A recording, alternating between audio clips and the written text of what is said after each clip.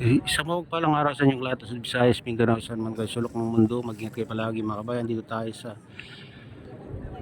Manila Bay Reclamation Project mga kabayan. Puro ano ngayon, naka-standby yung mga heavy equipment ngayon mga kabayan dito. Oh.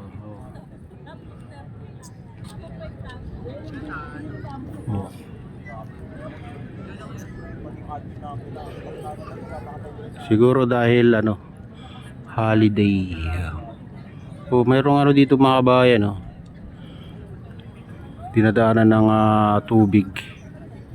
Baka naglagay sila ng diyan, pipe na malaki para makalabas yung tubig. Yan. Binuhusan sila siguro diyan sa gitna. Binuhusan nila mga kabayan sa gitna. Ayan na.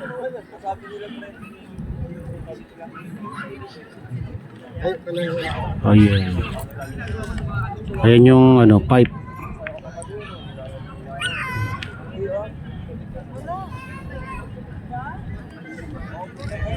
Ayan, mataas doon banda mga kabayan.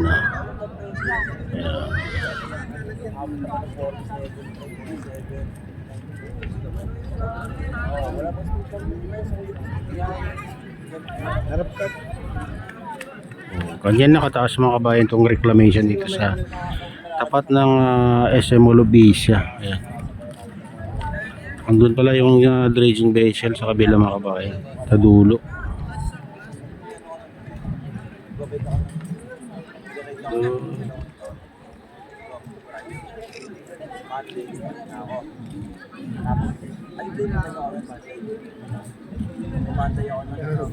Ayun, nandun sa dulo. Diyan yung dredging vessel mga kabayan.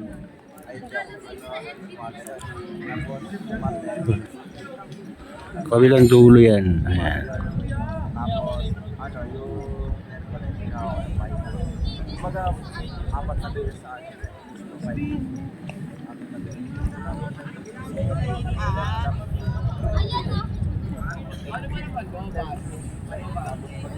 Ayan, dito naman yung tulay mga kabayan. Silipin natin.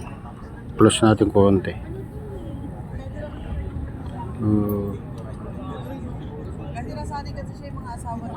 Oh.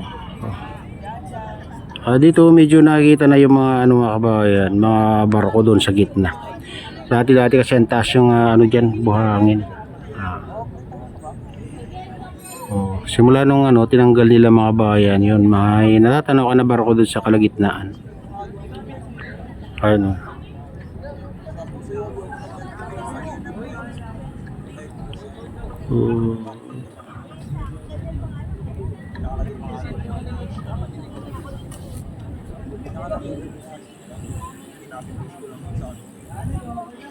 Ayan, tignan naman natin tong mga kabayan, yung pinakamalaking island. Ayan, ito. Paglabas kasi dyan sa tulay mga kabayan, ito na yung pinakamalaking island. Ayan.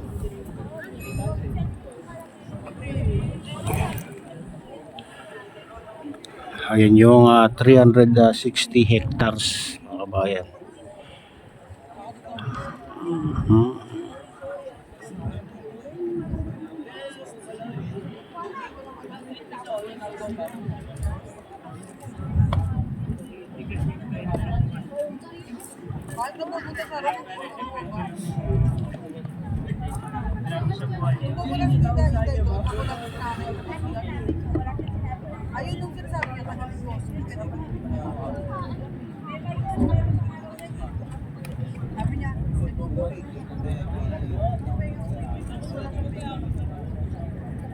Wala si tate na sa taas.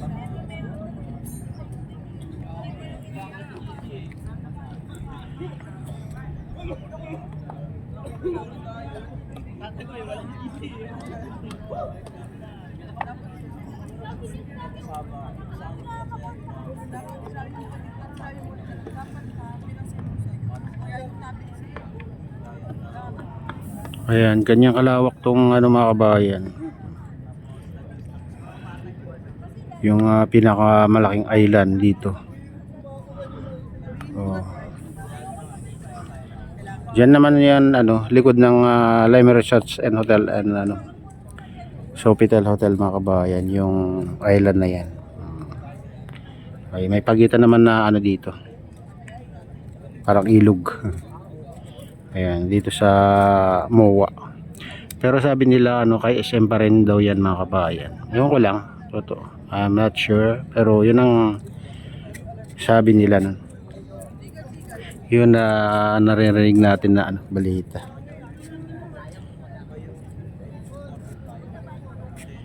Ayan. Puro ano ay naka-standby yung mga kwan dito. Yung mga tumatakbo lang na sasakyan mga kabayan. Ang natatanaw natin. Pero itong mga heavy equipment dito ay nakatigil.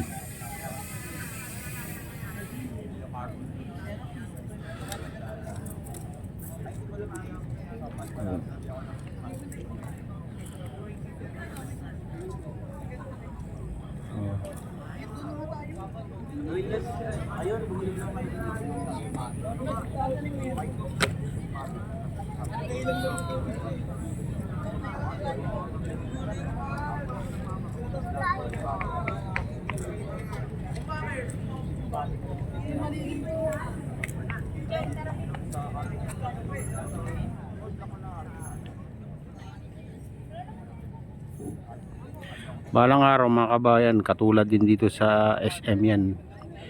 Sigurado yan, yan. Itong ginagawa nilang ano, ginagawa nilang island. Pero siguro matagal-tagal pa. Oo. Kasi patuloy pa rin na tinatambakan nila mga kabayan. Balita dati 10 years daw eh. Oo, 10 years na magtatambak. Sipin yan, tagal nun.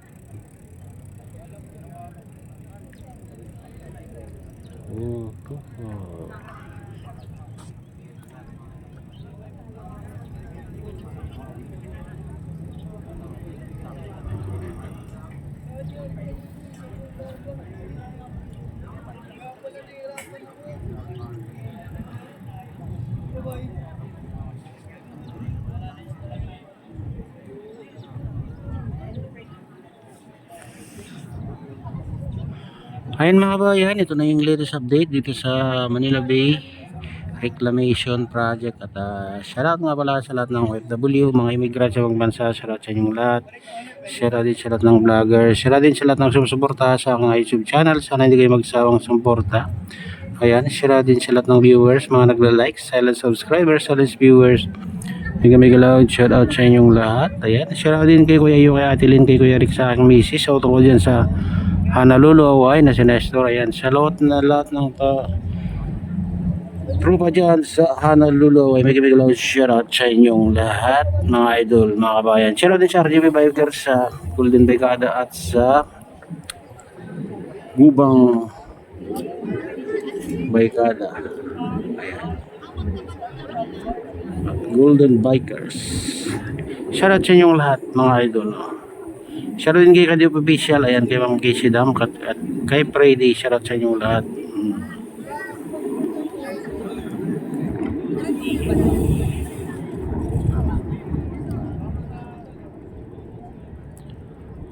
Ayan, at pagpalain na ng Diyos, ingat kayo palagi. God bless.